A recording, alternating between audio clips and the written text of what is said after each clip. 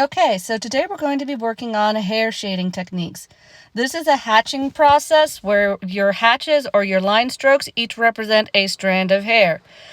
Judging from that description already, you probably realize that that takes time. There are faster versions and shorter versions. This is, of course, a more detailed version. I went with curly hair because it shows more complex techniques, and I'm going with full shade because that also will help demonstrate techniques. If you are going for something quicker, less strokes, but the same basic principle is what you'll be needing. I'm doing this traditionally, but if you are doing it digitally, you will want to make sure you find a pen tool that gives you gradient touch sensitivity rather than thickness touch sensitivity. So basically, you want to find a pen that is lighter in color or hue or shade when you press lighter and darker in color or hue or shade when you press harder. That's going to be the truest recreation for this technique. Hair doesn't necessarily change thickness, each individual strand. So the reason this is a hatching technique, not a cross-hatching technique, is because each stroke represents, like I said, a strand of hair. And the more strands you do, the more realistic, more detailed it is. Another thing to keep in mind, darker lines make for darker hair, lighter lines make for lighter hair. As you're seeing me start with the process here, you'll notice that I do sort of darker, bolder, looser general following of the pencil marks at the outline and at the ends, and lighter as I work in. So when I'm making my mark, what I do is I make a quick stroke where I lift the pen up as I reach the point where I want it to get lighter. So press hard at the part where you want it darkest. That's where you start. Make a quick stroke, lift the pen as you go, and it creates a lighter stroke. And that creates your natural highlighting shading here. You'll also notice that I'm not going to be finishing the entire picture here in this video because, well, full detail hair shading takes a very long time, and it would turn into probably an hour-long video and it'd get very boring. Anyway, so this is just a quick demonstration. You'll notice that I started with the jawline already outlined because it's very important to have your absolute borders defined clearly with hair. And you'll also notice that I'm sort of dancing around. I rotate the page because that gives me the ability to move with the hand's most natural motion, gives you more precision with less effort, and your hand's less likely to fatigue. If you're doing it digitally and you can rotate your tablet, great. If not, I've done digital work without rotating the page. It's not quite as easy. So whatever works for you. You also might notice that I'm using a Bic pen. Don't know if I mentioned that or not. Bic pens are actually best for hair and cross-hatching and hatching because of that gradient ability.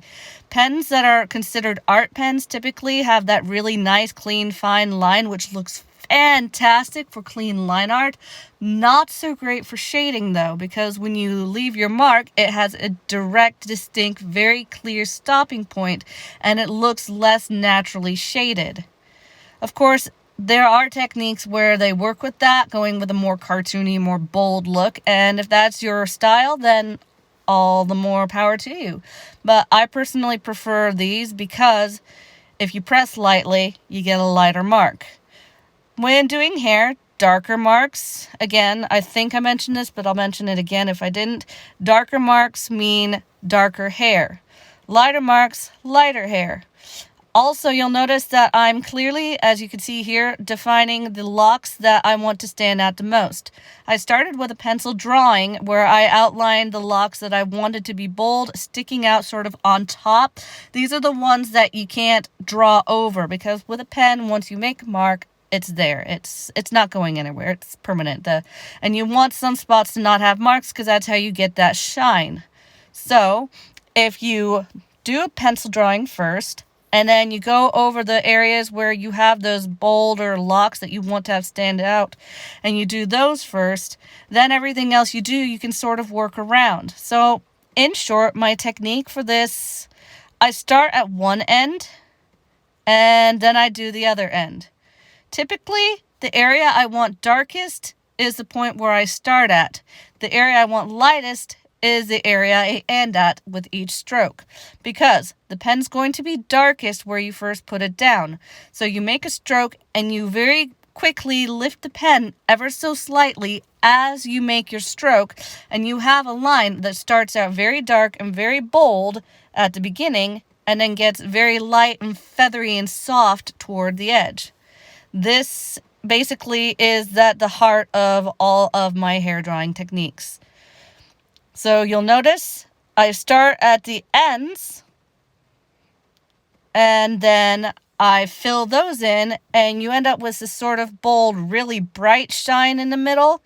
Of course, you can add more detail and make it darker and less bright and bold in its shine later on. I believe I demonstrate that technique, so I'll talk more about it when I get to it. But in short, what you're doing is at the point where the lock first sprouts from the head or appears from behind another lock, or at the point where it starts in any way, that's where you draw a series of quick, fast strokes. And then at the other end, where you have your hair coming to an end, you want to make sure you have that feathery look at first. I start with less defined, less precise marks because hair isn't super defined. It doesn't follow any rules. It doesn't behave. So if I start with those less defined, less clear, less solid, less bold marks that aren't exactly precise but close to following the pencil marks, that creates a much more natural look in general. And then after I've got that done, then I go in and I put in more fine-tuned detail.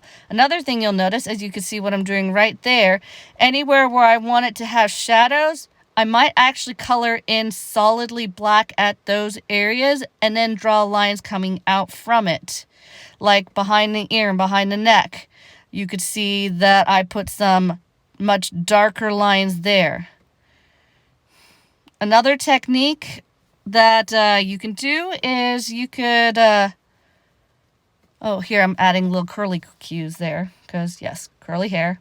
Curly hair, by the way, is way more challenging. I'm sorry if I'm sort of rabbit holing here. I'm recording this audio in one clip, basically, because if I don't, I'm never going to get it done. My kids are going to come out and bug me again, and I'll have to start all over again. And again, and again. Anyway, long story short, here you could see the technique I was just describing. I've got darker lines behind the ear, and I keep going over the same area again and again. So I start sort of dark, and then I go darker, and then I go darker, and then I go darker. You can't go darker than absolute black, but you'd be surprised how black you could get it without it being absolute black, and how you could actually make a darker, bolder line under behind it. And, yeah. At the ends of hair, you want to add some feathers. That means a few stray hairs that don't follow the general pattern, that stick out a little bit.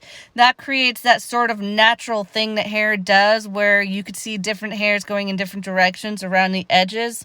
So at the bottom, that's where you're going to notice that the most.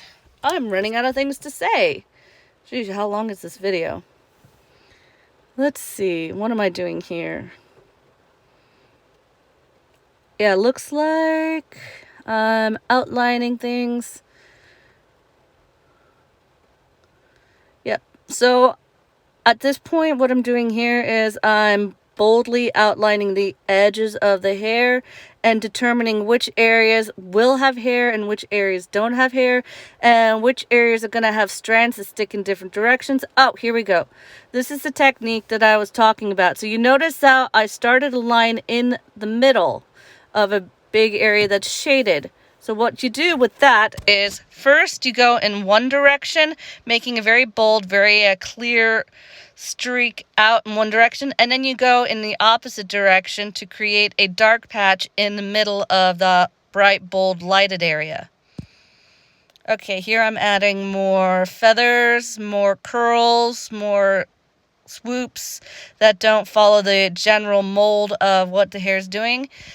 Keep in mind, you're going to want to do this a lot more with curly hair than you're going to do with straight hair. Straight hair is actually way easier to draw because the hair is generally going in one same direction. Rotating the page again. Curly hair is incredibly unruly, and you're going to want to sneak in a lot of those stray curls going in different directions, a whole bunch, and waves and bends and curls. Also, curly hair, you're doing shorter, rounder strokes, while straight hair, you do longer, straighter, less rounded strokes, and yeah, that's pretty much it. Goodness, how long is this video? I made this video too long. I got carried away drawing. Okay, so drawing is incredibly cathartic, and I sort of get into my zone, and the rest of the world can disappear. Oh, there we go. There's that technique I was talking about. So you see how I started going in one direction, now I'm going in the other direction, so that at the point in the middle, it's got the darkest spot, but you've got a clear shine on each side of that. So you start in the middle where you want it darkest, you move out in one direction, and then you go back to that same spot and move in the other direction until you don't have jagged points, but a nice smooth gradation of shading. And again, if you're looking for a technique that isn't quite this detailed, you do the same thing. You just don't do quite as many lines, not quite as many strokes, not quite as much detail. With hair, a little rough is typically better than perfectly refined for the most part. It's a balancing act between fine detail and rough and wild. Because with drawing hair, you gotta let the hair draw itself at least to a certain degree. And like I said, this video is not showing the finished product. I'm just demonstrating enough for you to get a feel. You'll notice that I'm outlining an area where there isn't hair in a few spots and making sure that's clearly defined. And then I'm just going in and adding little details here and there. Okay, I think that's it. Now to show off the beautiful, beautiful, partially done curly hair. I'm bad at this. There, you can see that. Ta-da! All done. Hope this helped.